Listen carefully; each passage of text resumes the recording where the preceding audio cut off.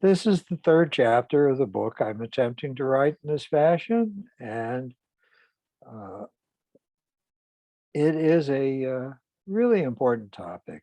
Uh, when two people come together, as I reported last in my last lecture, and it's going to be the preceding chapter, one of the things they have to learn to do is to mediate conflicts between the two of them. But what causes conflicts? So maybe I can start in this way with a lovely metaphor. We're all like snowflakes. There are no two that are alike. And if any two people come together to try and make a life together in a partnership, they're going to confront the fact that they're going to discover differences between the two of them. And for many people, just the differences are a problem in and of itself, because as I said last time, there is an egocentric belief that what I believe in, what I stand for, what I do, and what's important to me is the correct way for everybody to live. And therefore, if my partner is not a clone of myself, then something is wrong with my partner that needs to be fixed or needs to be addressed in some way. That is a devilish trap that waits for any of us who wants to make a partnership.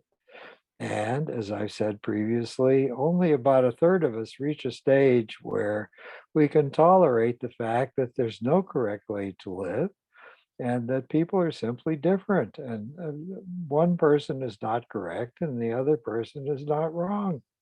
They're just different. And some kinds of accommodations have to be made for differences. So today is about what are the important differences between people.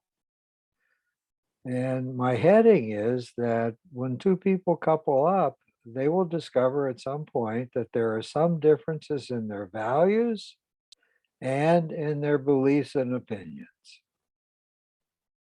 And that's going to be my topic for today, differences in values, beliefs, and opinions.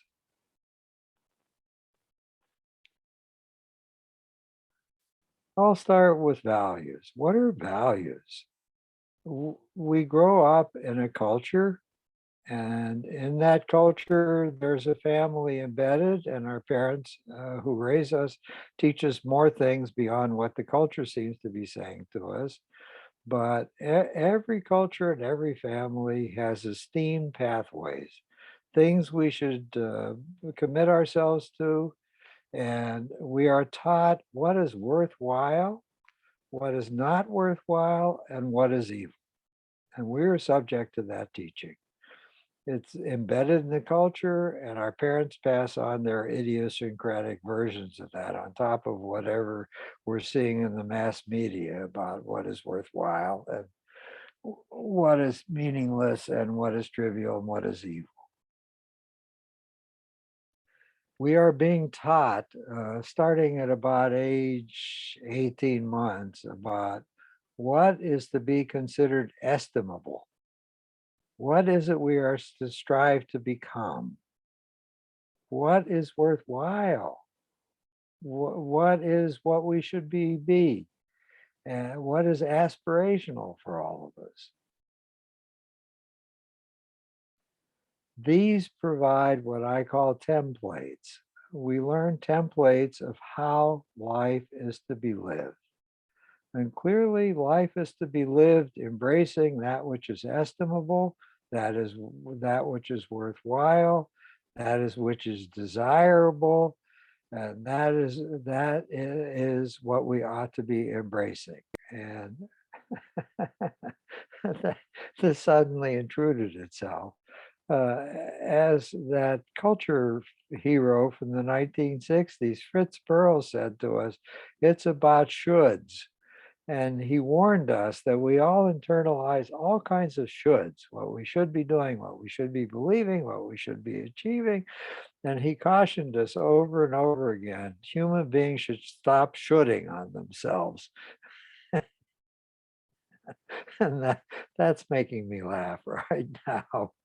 Uh, uh, but to come to some kind of closure on what I'm talking about now, we do develop templates, individualized templates about what is estimable, what is to be condemned, what is worthwhile, that to which we should aspire, and how we should conduct ourselves. And there's another overlying dimension across the top of this. How fluid is that template that we develop, and how rigid is it? Because we're going to be tested if we make a marriage. We're going to run into a mate who is jarringly discrepant from us in some ways. I hope we discover that before we even decide to marry the person, but often we don't discover it until well after we've gotten married. At any rate, we have to work with that discrepancy. And some of us are hunkered down in our own templates with a great rigidity. We know we have seen the eternal set of truths, and we should continue to assert these as being non-negotiable things that have to happen for us, as opposed to, well, we're more fluid. All right, this is where we started. This is what we now are committed to, but maybe we could reconsider that. Maybe it doesn't have to be that way, and so on and so forth. The couples whose partners are fluid rather than rigid are in a beneficent place. They can work with each other better, and they can accommodate each other better. So I've talked about differences in values. Let me go to the other pole of differences, differences in beliefs and opinions. Values are about what is good and what is bad. Beliefs and opinions is about how does the world work? What are the relationships between things? How does change happen? What is the nature of the universe? What is the nature of our lives on Earth? How is it composed? How can be altered? These are beliefs about things outside ourselves, how the world works. And again, we are taught this by the culture we live in and by the people who raise us as a subvariant of the culture we live in. One of the most important things we try to figure out as we talk about beliefs and opinions is, what is the nature of myself? Who am I? How do I define who I am? What are my beliefs about myself? Oh, I'm a damaged person in some ways, or I suffer from bipolar disorder. A lot of beliefs about myself. We're taught words and phrases to try to describe how we are to understand who we are. Uh, but every one of us struggles with an essential question: who am I? How do I define myself to myself? And how do I want other people to understand me?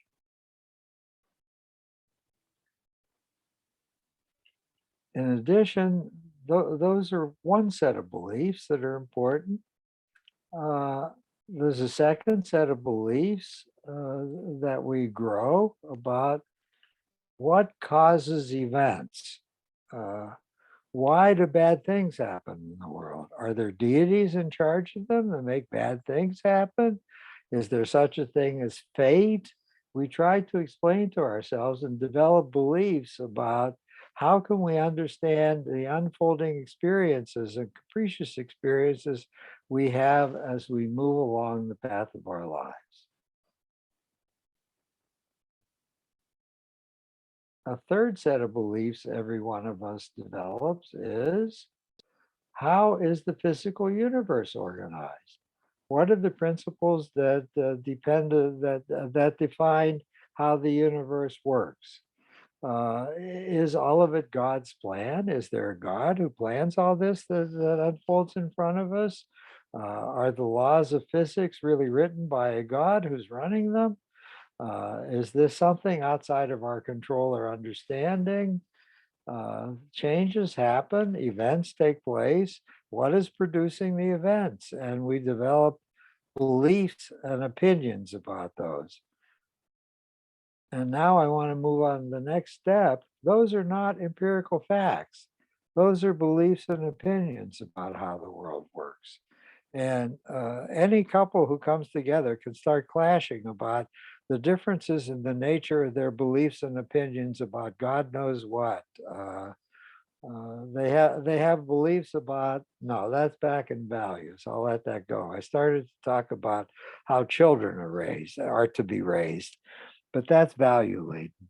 Uh, uh, oh, I come up with one from my own life at this moment. My parents had a belief that seemed to be the latest stage of the development of child psychology in the 1930s. My parents internalized the belief that if you said appreciative things or complimented children as they were growing up, you would spoil them and they would become lazy. They would not put out their best effort. So I never heard a word of praise from either of my parents. And that was a deeply held belief they had. And I will now move on to the fourth. Uh, the, we need to get empirical validation. That's a belief on my part. My belief is there are scientific tests of what we call beliefs, and that people should be prepared to surrender their beliefs if science doesn't uphold their beliefs. But of course, we live in a world where people don't do that. Their beliefs are sacred, and even a belief in scientific method is only a belief for them. It's not something that's dependable or something they can turn to. They can forget about science because science is only another cult that idiots belong to, and that makes me crazy. At any rate, there are bodies of how to explain how events happen. One of them is the body of science with empirical tests of values. Another set of explanations of how things happen are religious beliefs that there's a deity in charge of everything, and whatever happens has been organized and planned by the deity or deities, and we may not understand what the purpose of the deity is pursuing, but the deity is pursuing important purposes. And maybe we shouldn't even ask the question of what the purpose is that the deity is pursuing. And then there are non religious spirituality beliefs of one sort or another that have sprung up in the culture. They don't depend on a deity, but they depend upon some principle. There's some kind of spirituality alive in the universe that's in charge of everything that happens. So, taking all the things I've talked about, we weave together our understanding of ourselves, what we believe in, what we think is important, how things should happen, how we understand disruptions and how things happen, what the purposes of our life are. We create templates that put all these things together, and we're like individualistic snowflakes. Nobody's templates that they've assembled is like anybody else's. And we're now confronted with the fact that we're going to try and make a life with another human being. And awkwardly in the beginning, or maybe wisely in the beginning, but slowly over time, we bump into the differences between us. So let me say this. I'll move on to another topic. All of us grow up having been scripted. We've been raised in a culture. We've been taught what to believe in. We've been taught who we are, how we should define who we are, what's important for us, what our place in the world is to be, what's estimable and what is egregious, what we should be and what we should not be. And there comes a time developmentally between late adolescence and early adulthood when children who have been raised kindly and with some reasonable support have a chance to question everything that they've been taught. And I consider that very important. If the human race is to survive, since all that I can say for certainty is the change is happening very rapidly to how we live and what is happening around us, it is important not to accept blindly what we've been raised in, but to question it and to ask, do I really believe this? Does this make sense for me? Is that how I experience my world? Slowly, slowly, everybody who comes to maturity needs to begin to hear their own internal voice. And that's one of my romantic notions. Since we are snowflakes, I think each of us has his or her own unique internal voice saying, this is good, this is not so good, this is dangerous, watch out for that. Don't engage in this so much. And the voice is often idiosyncratic. It doesn't align with what we've been taught. And slowly, slowly, over a period of testing, often more than the decade of our 20s and on into our 30s, we have to learn to take a chance on and to trust our own internal voice, which we give birth to and rises in us, and not sell out to do what we've been taught is what we should be teaching, should be doing. We have to trust being idiosyncratic. We have to trust being deviant.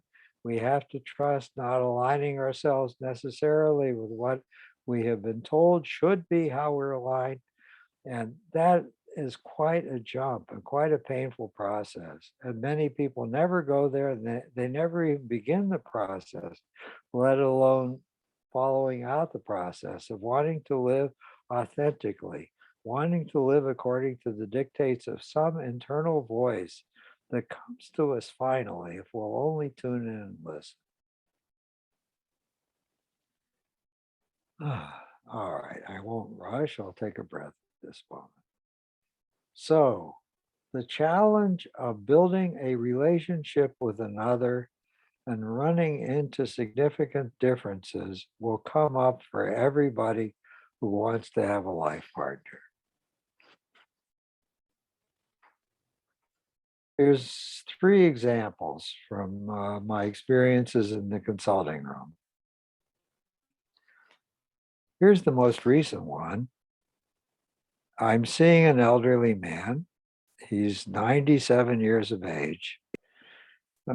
He is married and he's very fortunate. His spouse just turned 90. They're both still there, but he is getting increasingly impaired. Incapacity is moving in on him increasingly. It's harder and harder for him to walk. He's had 2 knee replacements. He's in chronic pain. Neither of them was entirely successful. He can only move around with a walker now, and he begins to pant and feel exhausted if he walks too far. He's had to surrender his driver's license within the last 3 years and turn over his car to his grandson. He's able to do less and less. He can't go out in the community and run errands and be helpful around the house and be a co-participant with his wife and taking care of the things that have to happen in order for life to go forward. He's practically tuned out. There's hardly anything he can do anymore except sometimes make phone calls about problematic things to people who need to be talked to on the telephone. Otherwise, he's not helpful at all around the house anymore. And he's certainly not helpful going out in the community to do anything. He is suffering mightily from this.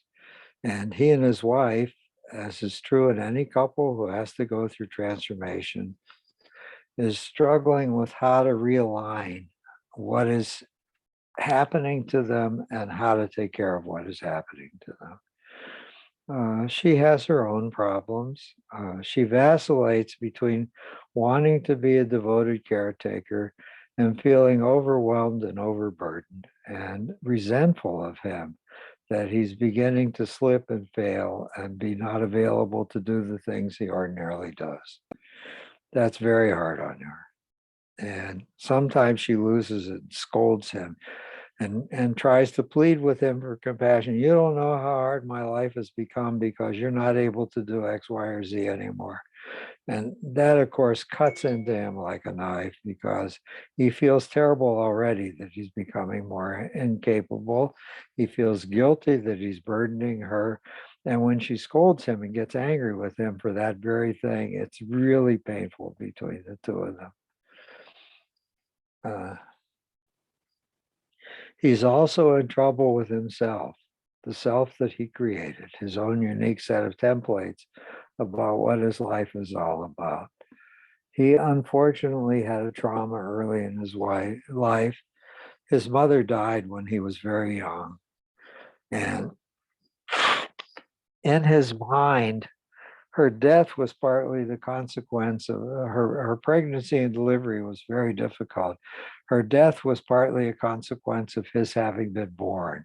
So he's always carried with him guilt about the fact that he was born. And in his mind, he killed his mother. The very fact that he's alive is why she died. And all the years of his life, part of his template is he has a responsibility to make amends for the destruction of his mother. He has to make incredible contributions to the human experience on life, on Earth. He has to be a contributor. He has to do important things. He became a professor, a very successful one who earned teaching awards. He published 23 books on important topics that were very well received. He was revered in his profession and it was never good enough. He never did enough. He was always short in his own mind, didn't do enough estimable things. There was more he needed to do, and it has become harder and harder in the last 2 years for him to continue to contribute. He has no book ideas. He's run stale. The idea of publishing a book seems overwhelming to him now. It didn't used to. He has made a detour into something that's helped a little.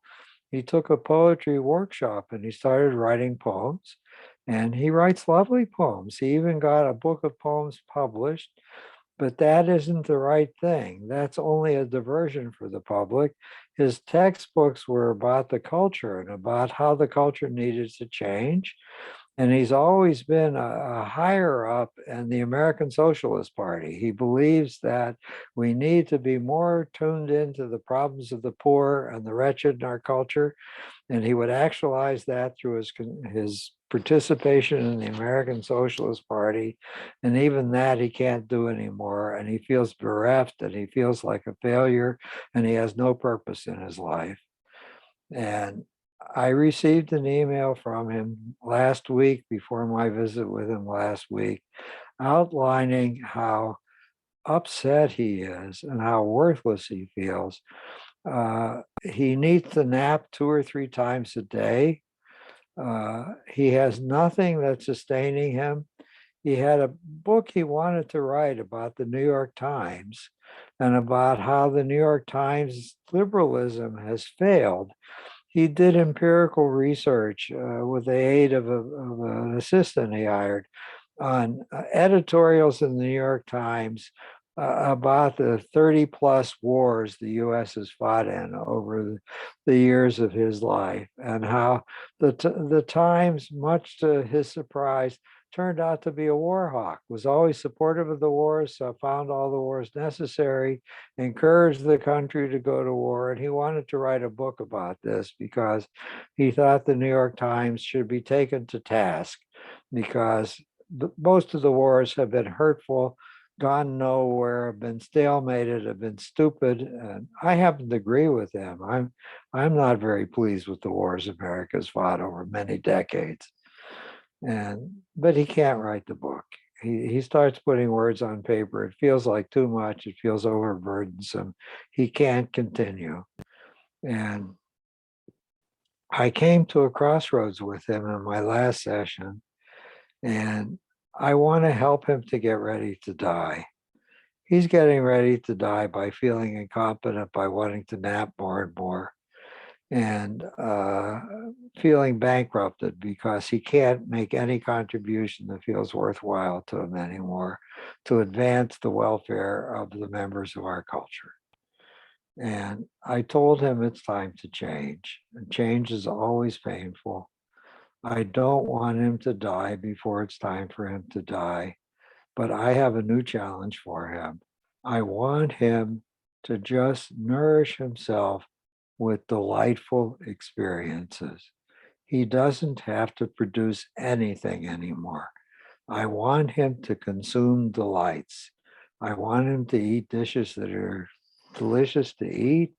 I want him to watch movies that he loves watching. I love him to listen to beautiful music. I'd love him to sit on the sand and watch the sun go down. I want his life to be finished, filled with things that just nourish his soul and feel just wonderful to be able still to consume. He doesn't have to be a producer anymore. I want his challenge to become a consumer rather than a producer. And I want him to stuff himself with as many delightful experiences as he can before he dies. This is going to be a very hard sell. He felt very frightened when I told him that. He said, I won't know who I am if I do that. And I said, who you are needs to die. Your body doesn't need to die yet, but you that you've assembled needs to be reorganized. The purpose of your life needs to be thrown away. That's a purpose for a young man starting out. You're not a young man anymore. You're an old man getting ready to die. And you can take a turn. You've been in service. I'm going to cry. You've been in service to others all these years. That's all you've cared about is how you could serve others. I want you to learn selfishness. You get a little bit of time off at the end of your life. You can just be delighted. Go to the ballet and watch the beauty of how the human body can move. Go anywhere that's wonderful to be. Just consume experiences and be happy that you're still alive to see how wonderful the world is and how many blessed things exist everywhere in the world. So he and I are going to start a battle. I may have to involve his wife because she's probably not going to like what I'm saying to him. She wants him to feel guilty for not participating, and that's going to not help him in any way nor help her. She needs to not be a fucking martyr like she's trying to be over and over again. They have adequate financial resources. She needs to bring people in to help her so she doesn't have to define her purpose as going on managing the household, managing everything, responsible for everything with help from him, because she's not going to get help from him. She either gives up and moves to assisted living with him so she doesn't have to manage anything anymore, or at least use the money they have to bring in all kinds of helpers that are going to help her and stop berating him for not being the helper, because I don't want him to be the helper anymore. He spent his life not only being the helper, but being the responsible person who had to take the mantle of leadership and make it happen for everybody. He needs to be able to rest before he dies. I think I know what I'm crying about. I think some of my tears are about myself. Surprise, surprise. Oh, God.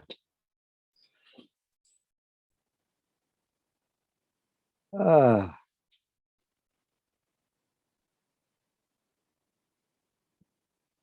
all right. I'll stop there with that one.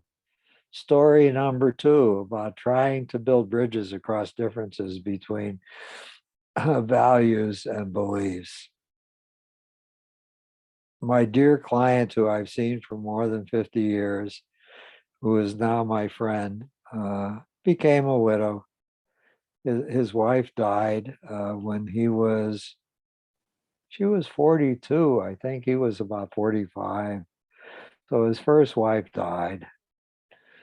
And he went into terrible mourning and was confused and disoriented and had two teenage children to raise.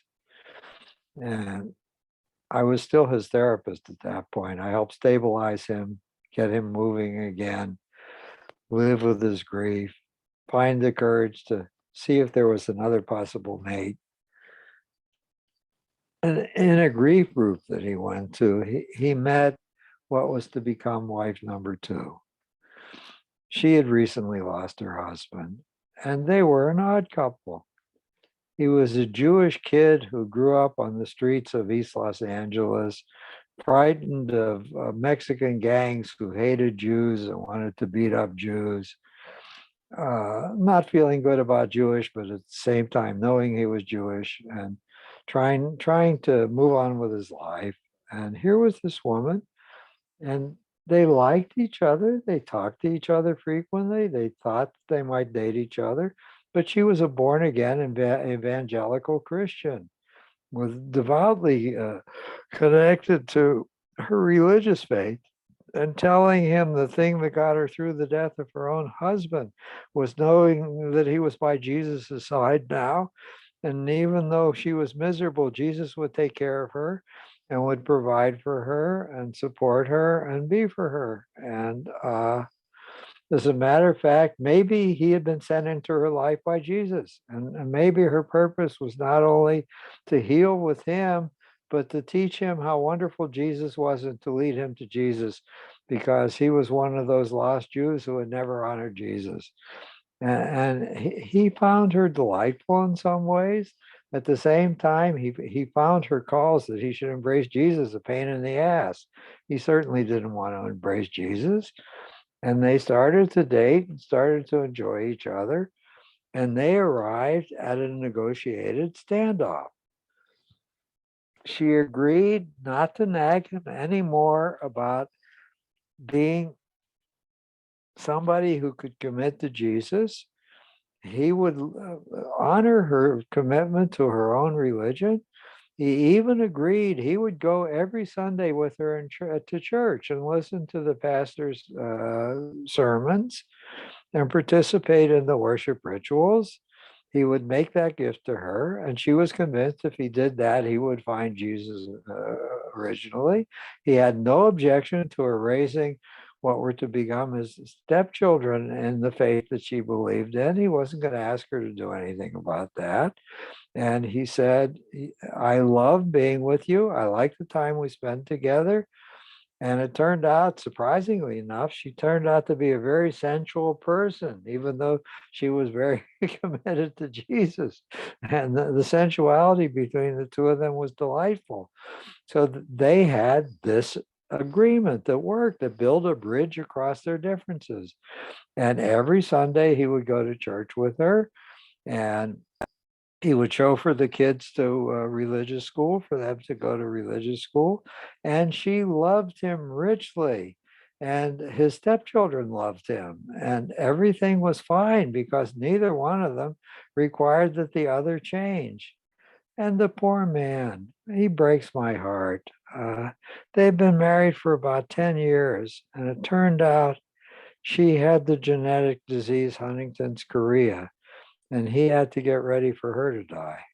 He knew that the path forward was she would turn into a vegetable, lose command of her muscles, and then finally die. And he was going to be called upon to be courageous and keep the second wife company while the second wife died. What a horrible fate he's at. And I kept him company while he found the courage to do those things. And he came to have great, great happiness that she had the belief in Jesus. He thought she was ridiculous. He didn't have any of those beliefs, but it gave her courage to confront her decline, knowing that Jesus had scripted the whole thing for her and that she was headed to be by Jesus' side when she finally collapsed entirely and when ceased to be. She died without fear, without travail, and without protest.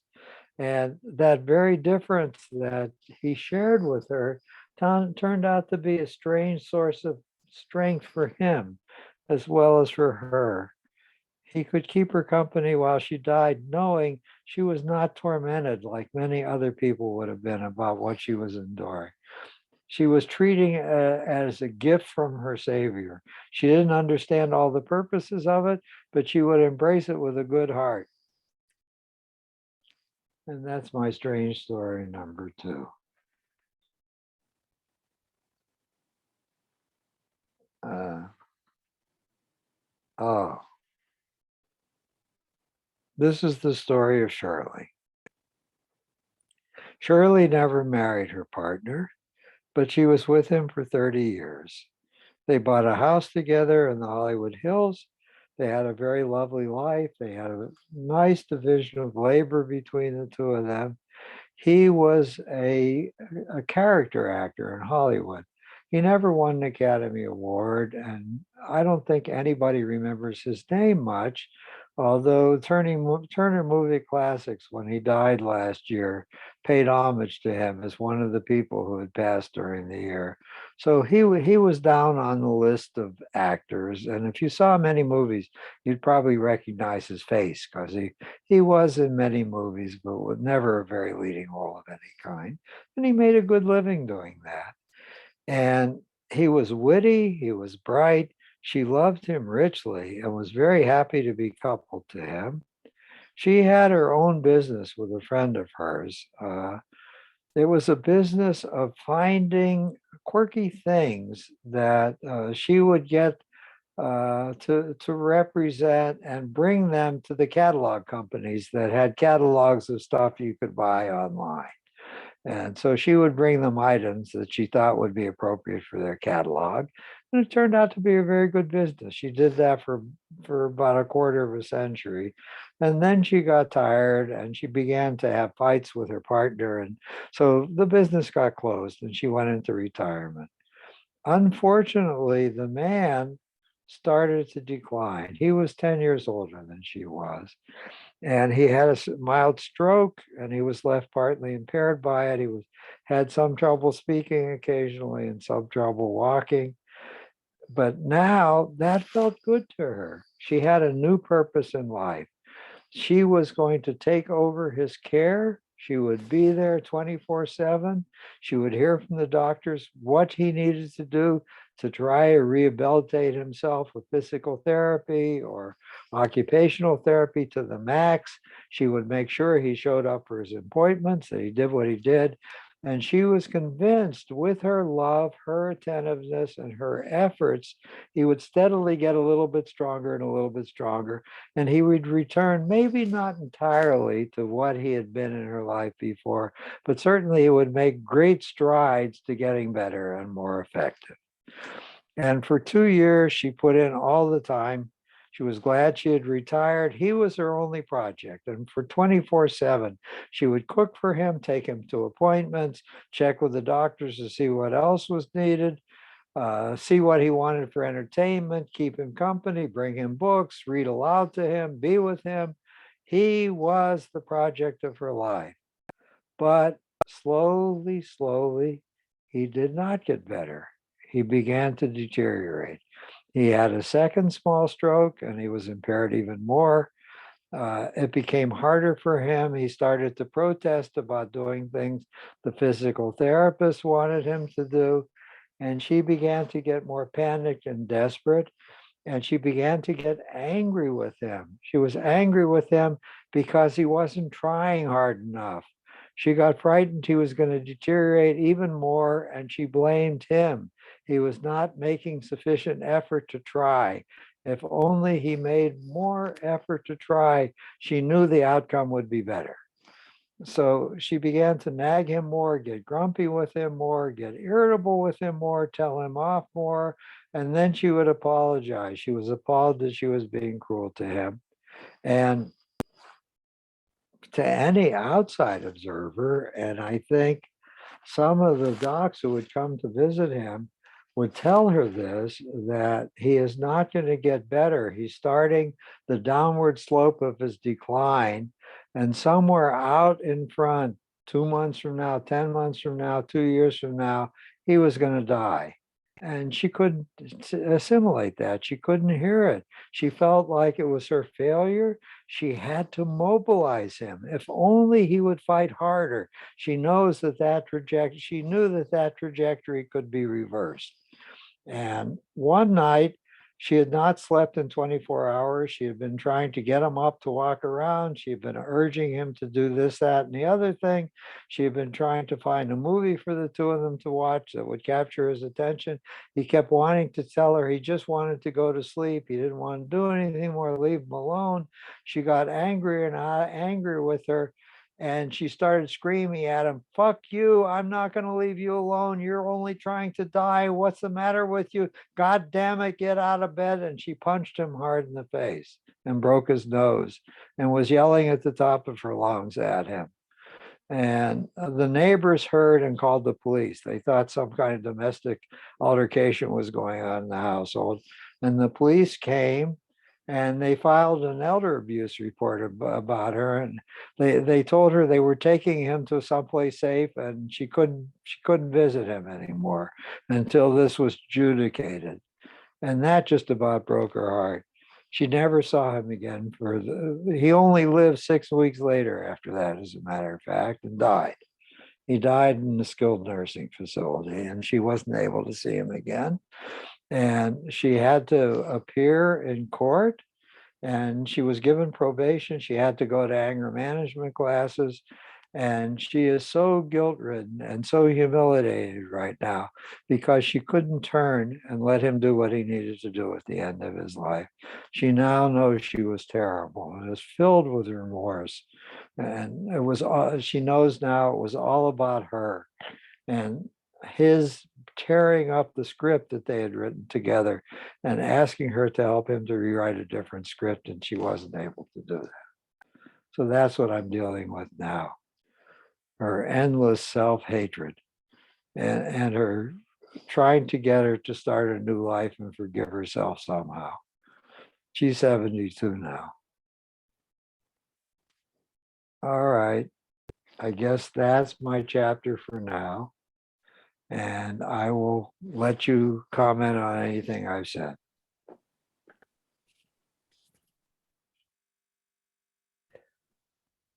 It seems like, Arthur, with all of the stories you're telling, that there's different scripts for different people. Absolutely. They Yeah. have to find a workable script that they write together. And so I'm thinking about kind of like, well, what is your script? And the other week I asked you kind of like how many clients you were seeing, and it stuck in my head that you were seeing 33 clients. It's like, wow. Is that good for you? Is it your way of hanging in there and hanging on? Or, in some ways, should you ride out into the sunset, seeing as many clients as you possibly can? I have no answer to your question at this moment. I may be deluding myself. And by the way, I don't ordinarily work that many hours a week. That happened to be a strange week. I'm working only 25 hours this week, and that certainly has given me a little bit more discretionary time. And I know I'm comforting myself in the face of a wound. I was born in the depth of the Great American Depression, and my Achilles heel is to have money worries. So if I were to stop having an income stream, and that meant I would start probably needing to draw down reserves we've accumulated over the years, that would be very frightening for me. So I'm spared at the moment from going there because I can still generate income and remain level. I'm not drawing down reserves. And my wife has been braver than I. She only sees 4 or 5 clients a week. And so I try and compensate by seeing even more. And I'm not sure that's a wise thing to be doing. But nevertheless, I am fortunate. It doesn't feel abusive to me to do the work. I love doing the work and it has meaning for me and it nourishes my soul. If I were a donkey in a salt mine, I don't think I would feel the same way. But each new client is somehow precious, a chance to learn something. Oh, now I hear my mother's voice. I tried to throw away most of what she said to me, but some of it stuck. This one was service to others is the highest human calling. So that's one of the things woven into my template of life. And fortunately, I'm in a career where I'm all the time doing service to other people. So I am meeting what is esteemed, what I should be doing, according to my mother. But So the isn't advice there- the advice that you're giving the 97-year-old, is it something that you should heed as well?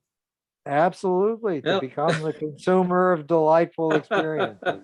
I was waiting for you to say hell no. No, I'm just not quite ready yet. I'll tell you what, if my oncology doctor tells me my cancer has returned, I will do that in a minute. Mhm. I will Sure. certainly I will transfer all my clients, and I will try to have as many delightful moments as I possibly can again before I die. But I'm not ready to do that yet. I do believe that should be the last chapter of anybody's life, Mhm. to give up the old projects that had meaning. I don't know that they're entirely mutually exclusive. Mhm. You know. Oh, for some people, their whole life project is to have as many delightful experiences as possible. They don't give Yeah, a fuck whether they do a damn thing for anybody else. Mhm. I guess But there's it's got to be a also middle path. but it's also admirable that for as long as you can, and that you want to continue to do something that's very meaningful. Yeah. I feel very fortunate. I get my kicks out of the work I do, and I like to think that there's some meaning and usefulness to the people I'm interacting with. What could be better than that? It's a plus for everybody. Mhm. Yeah. Yeah. I don't feel like I'm exploiting anybody. No, Mhm. no, not- Meaning's an important thing to have in life. There's no doubt about that. I do believe sometimes I'm not doing anything of any worth to anybody, but I can't control Yeah. that. I trust them to let me know that and get away from me. yeah, yeah.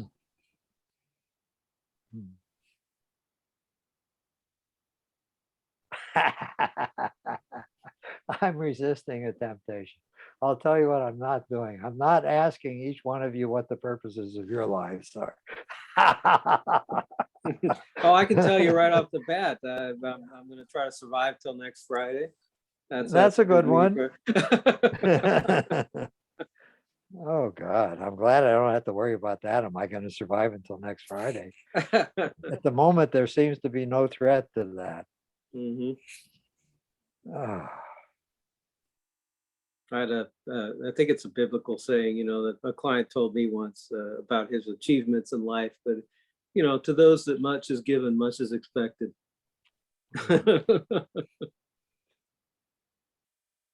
hmm.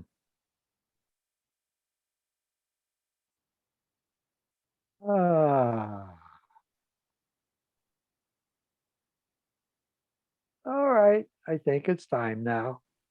And I will be back with another chapter. Well, this is really interesting. This is an episode and what I've been posting on YouTube, and only about 3/4 of it will wind up in a book because there's been a lot of kibitzing between the three of us, and that's not part of the book I'm writing. But that's okay. I got the contents that I want in the book out, and then we had a conversation about that and about me. Have a good weekend. It's all good. All right. See you in a couple weeks. Okay, Bye. be well. Oh, 2 weeks. That's yeah, right. 2 I better weeks. make a note to myself. Yes. Bye. Bye. All right. Bye.